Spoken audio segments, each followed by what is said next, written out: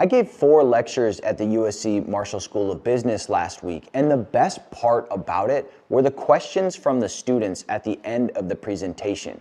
And the reason why is because they reflect the early questions that founders are dealing with when they're getting ready to start their company. One of the main questions was, how did you get the financing and the capital in the beginning to start your business?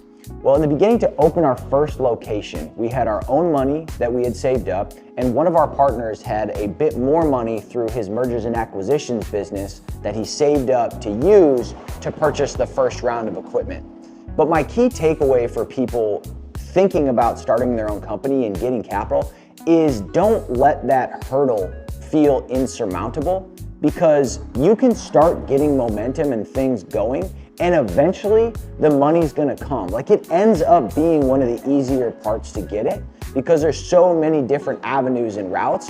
But I think that oftentimes people will think that they have to get that, and that's the only thing that they focus on, not realizing there's a bunch of other stuff that you need to do on the business to get this thing some more momentum. So the best advice is, do all of the things at once. Get the idea going, pitch people about it, talk about it, start putting it out there in the universe, and bit by bit, without you knowing where it's gonna come from, those right conversations and that right money is gonna fall into your plate.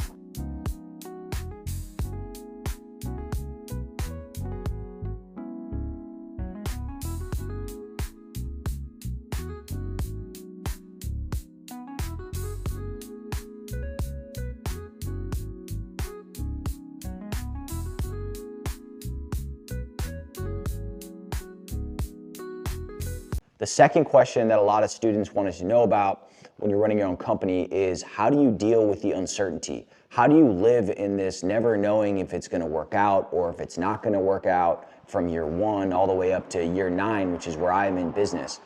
The honest answer is, you don't know, and you will never know. And that's part of the reason what makes it really exciting, but also what makes it really scary and gnarly.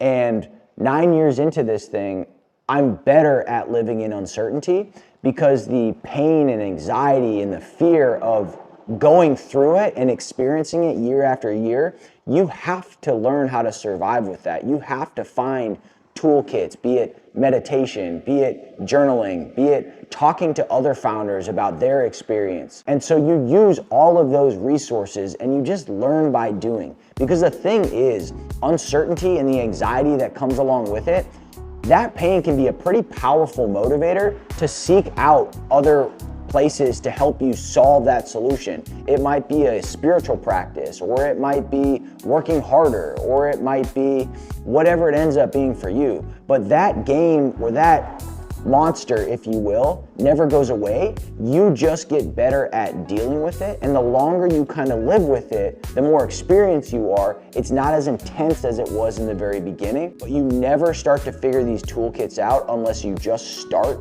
And the hardest part about starting is the fear of, oh my God, what if? Or, oh my God, I'm not sure if I could be able to handle this. But once you start and you take action, that ends up being the antidote that starts opening up the doors and showing you the right path forward.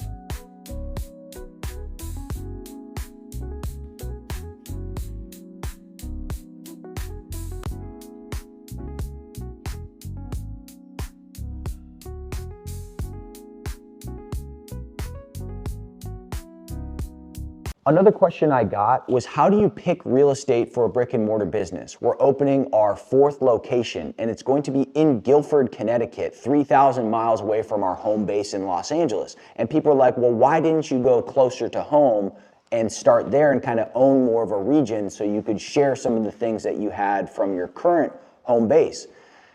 Logically, that's exactly what we wanted to do. We wanted to go to Orange County first, but it was oversaturated and the real estate was really expensive. And from a supply and demand standpoint, the market was just completely oversaturated with options. Then we went a little further south, down to Oceanside, We really liked some of the things that we were seeing. It felt very similar to our market in Los Angeles and the beach communities. But the real estate started to get too expensive and the deals ended up falling through. So we got all the way up to leases and the deal fell through. Same thing happened in Dallas, Texas. Simultaneously while we were negotiating the Oceanside deal, we're negotiating a lease in Dallas, Texas, and we just couldn't get to the same page from a cost standpoint and a tenant improvement standpoint, so that deal fell through as well. So after 6 months of working really hard on these deals, all of those fell through and we were back to the drawing board.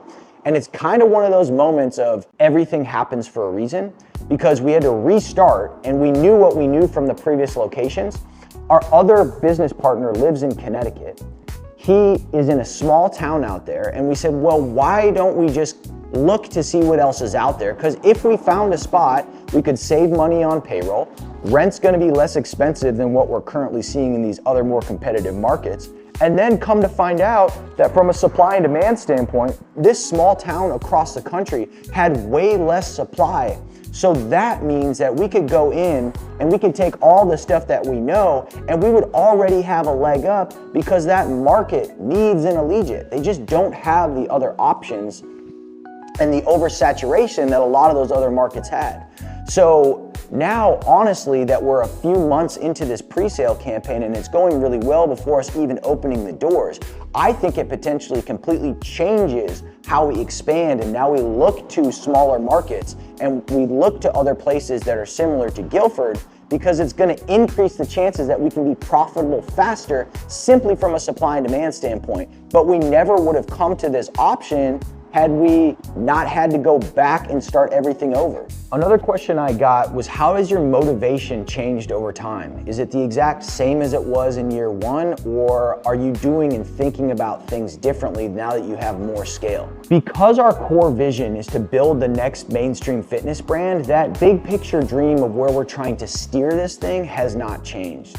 The actual way we go about making that happen, now that has changed. So what I mean by that is, in our first location, the founders are here. You can win on the strength of the founders. You can cover a lot of the things that might go wrong or need to fix just by sheer hard work and time put in. But as soon as you get 2 locations, 3 locations, 4 locations, you have to work through other people. And so you can't just be the one that's in the locations all the time solving the problem, or the business is going to fail. And it actually adds this second order thing of, when other people bring their hopes and dreams in, they align with you, now it's even more powerful than just your one founder story.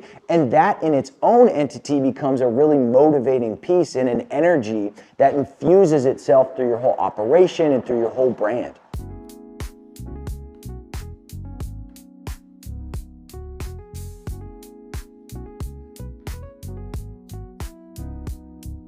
And then the last question I got was more tactical. How do you actually do the marketing? How do you find the messaging that works for certain markets? How do you open a gym with a bunch of pre-sales already sold?